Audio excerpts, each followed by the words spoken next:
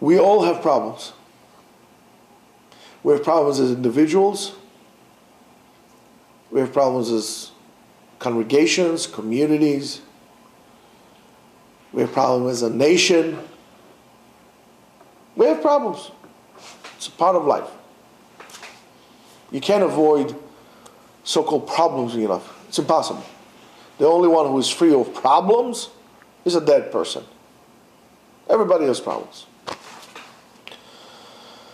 However, the problem is about problems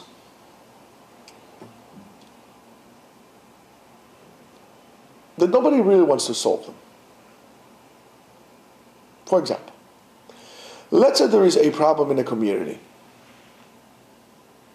Unless it is really something that has to do with you personally, unless something happens to you or to somebody close to you or dear to you,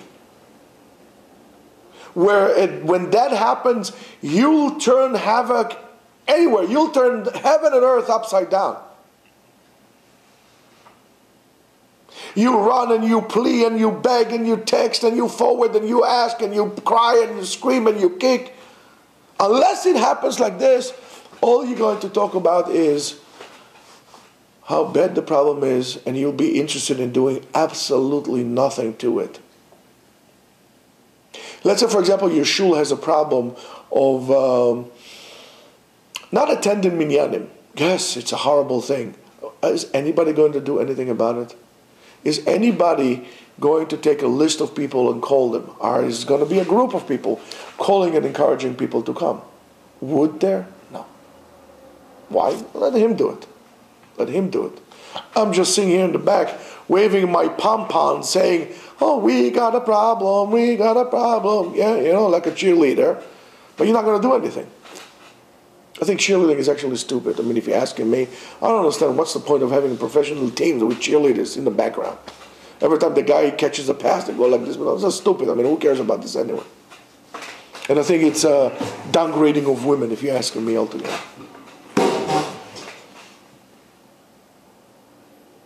But when it comes to you, Tehillim, you want everybody to stop davening, Tehillim.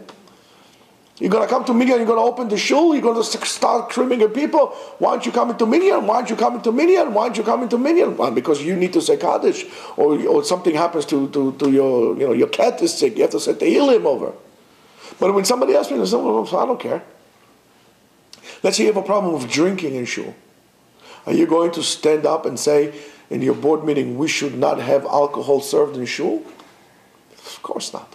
However, if your son becomes an alcoholic, or your son goes to shul and drinks, and then gets chas v'shalom hit by a car, or he himself drives the car, you're going to screaming, yelling is the problem in the shul. How can you do that?